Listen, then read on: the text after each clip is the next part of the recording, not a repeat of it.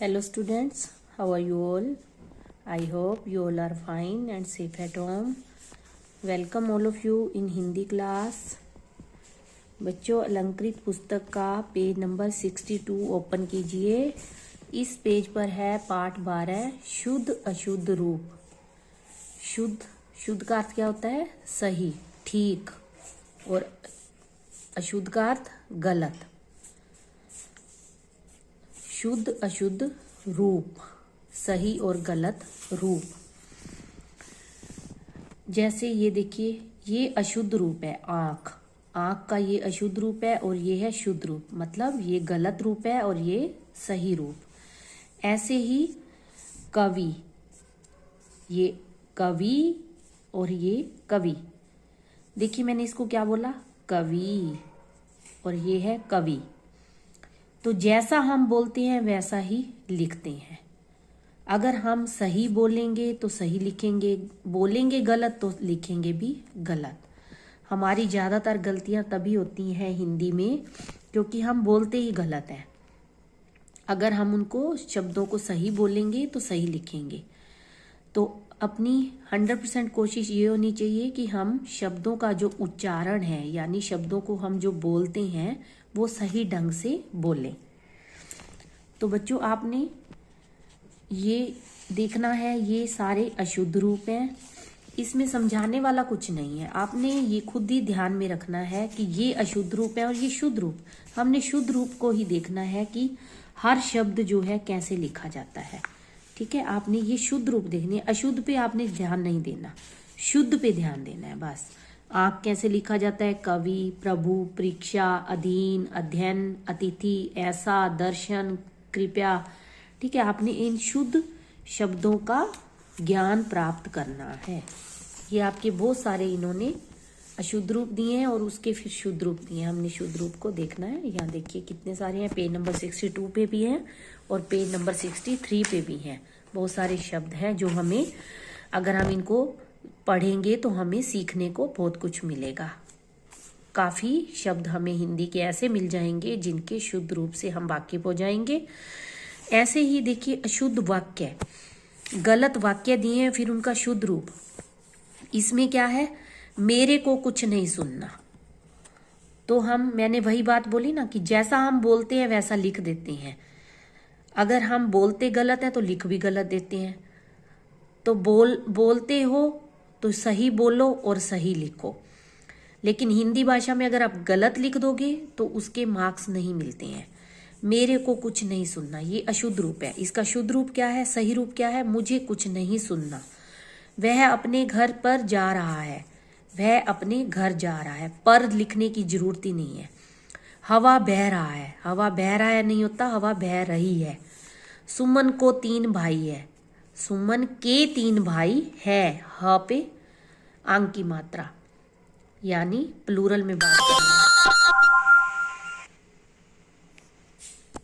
अगर है पे बिंदी आ गई तो बहुवचन. 3 भाई है तो है पे बिंदी आएगी.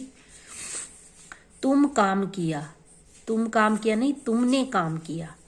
वह बस पर जयपुर गया. वह बस पर नहीं, वह बस से जयपुर गया. हम अपने घर जाता हूँ. मैं अपने घर जाता हूँ. अमन ने मिठाई खाया. अमन ने मिठाई खाई. मेरे को नहीं पता. मुझे पता नहीं है. मैंने रात भर रोया. मैं रात भर रोया. तो इस पाठ से हमने क्या सीखा कि हिंदी भाषा में हम जैसा बोलते हैं वैसा ही लिखते हैं, शुद्ध उच्चारण द्वारा. हिंदी भाषा में हम जैसा बोलते हैं वैसा ही लिखते हैं.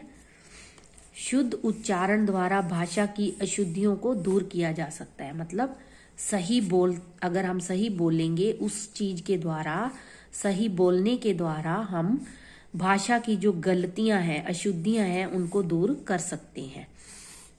अशुद्धियां जो है 2 प्रकार की होती हैं. गलतियां, जो लिखने वाली गलतियां जो होती हैं हिंदी में, वो कितने प्रकार की होती हैं? 2. एक तो वर्तनी की अशुद्धियां. वर्तनी मतलब जो हम बोलते हैं उसको जैसा लिखते हैं, लिखने की गलतियां ये. दूसरी होती है वाक्यों की अशुद्धियां. वर्तनी तो ये हो गया, ये शब्द जो है लिखते हैं, शब्दों को जो लिखते हैं वो होगी वर्तनी वाली. और वाक्य की अशुद्धियां ये वाली, ये वाक्य की अशुद्धियां। तो 2 प्रकार की होती हैं। अब इसमें देखिए ये प्रश्न क्या है, भाषा की अशुद्धियां क्यों होती हैं? क्योंकि हम अशुद्ध उच्चारण करते हैं, इसलिए भाषा की अशुद्धियां होती हैं। अगर उच्चारण शुद्ध होगा तो लिखेंगे भी शुद्ध, अगर उच्चारण अशुद्ध होगा तो हम लिखेंगे भी अशुद्ध। भाषा की अशुद्धियां क्यों होती हैं? अशुद्ध उच्चारण के कारण भाषा की अशुद्धियां होती हैं, अशुद्ध उच्चारण के कारण। अशुद्धियां कौन कौन सी होती हैं? वर्तनी और वाक्यों की अशुद्धियां कौन कौन सी होती हैं? वर्तनी और वाक्यों की अशुद्धियां, 2 अशुद्धियां होती हैं। अब यहाँ पर देखिए, निम्नलिखित अशुद्ध शब्दों को शुद्ध कीजिए। अब ये नर्क, नर्क कैसे लिखना होता है? हमने ऐसे, नर्क। गुरु, ऊ की मात्रा छोटे ऊ की। आंख, ये आप खुद भी कर सकते हो, आपके पीछे है ना प्रश्न, जो पीछे 62 और 63 पेज पर, ये दर्शन हमने ऐसे लिखना है। परिणाम नहीं होता, परिणाम होता है, परिणाम।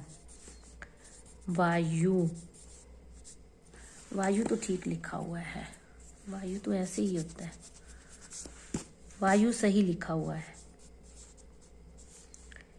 क्योंकि, ज्ञान, आनंद। अब निम्नलिखित शब्दों में शुद्ध शब्द पर गोला लगाइए। मुनि, ये शुद्ध है। आवश्यक, ये शुद्ध है। शारीरिक, ये शुद्ध है। त्योहार, ये शुद्ध है, त्योहार।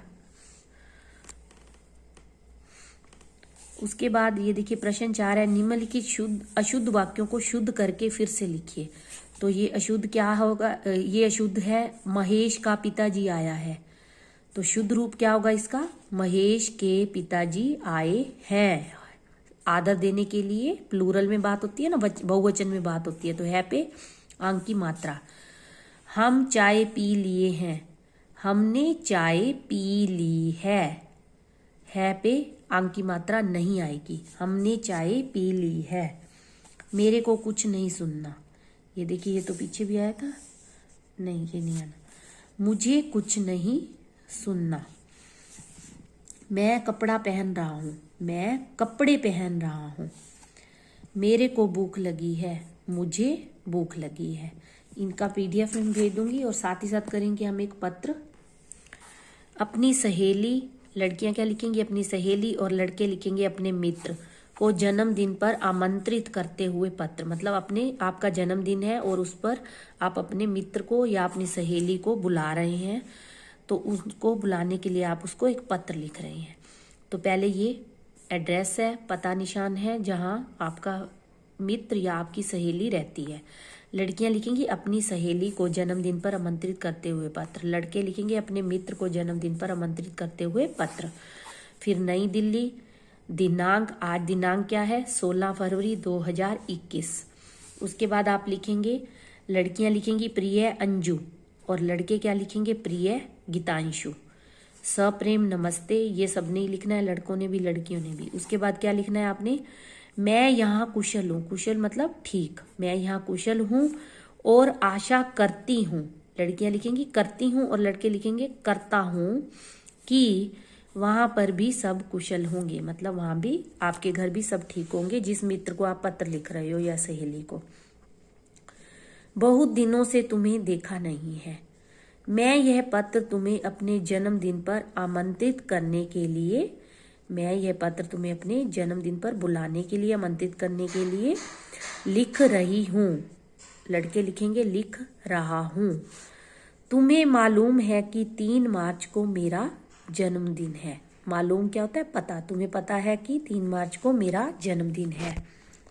इस बार मम्मी पापा ने घर पर छोटे से समारोह का आयोजन किया है। मतलब जो हम पार्टी करते हैं तो हम घर में एक माहौल सा बनाते हैं ना, तो समारोह मतलब एक पार्टी का, छोटी सी पार्टी का आयोजन किया है, प्रबंध किया है। कार्यक्रम शाम को 5 बजे शुरू होगा। ये देखिए ये वाली मात्रा आएगी र को। और रात को 8 बजे तक चलेगा। जो जन्मदिन का आयोजन है, वो कार्यक्रम है, वो शाम को 5 बजे शुरू हो जाएगा और रात को 8 बजे तक चलेगा। रात्रि भोज, रात्रि क्या होता है? रात, भोज भोजन, रात का जो भोजन होता है उसको क्या बोलते हैं? रात्रि भोज। समारोह के बाद होगा, मतलब जो रात का भोजन है वो पार्टी होने, समारोह जब हो जाएगा तो उसके बाद होगा। मैं आशा करती हूँ, लड़कियां लिखेंगी मैं आशा करती हूँ कि तुम जरूर आओगी, और लड़के क्या लिखेंगे? मैं आशा करता हूँ कि तुम जरूर आओगे। सिर्फ इतना ही लिखना है। लड़कियों ने मैं आशा करती हूँ कि तुम जरूर आओगी, लड़कों ने सिर्फ इतना लिखना है मैं आशा करता हूँ कि तुम जरूर आओगे। मैं तुम्हारा इंतजार करूंगी, लड़के लिखेंगे करूंगा। अपने माता पिता को मेरा प्रणाम कहना।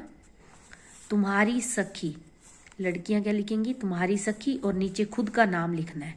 और लड़के लिखेंगे, यहाँ से शुरू करेंगे, तुम्हारा मित्र, फिर नीचे वो खुद का नाम लिखेंगे। आई होप आपको समझ में आ गया होगा। तो आपने ये काम कंप्लीट करना है और लर्न भी करना है। Okay, take care.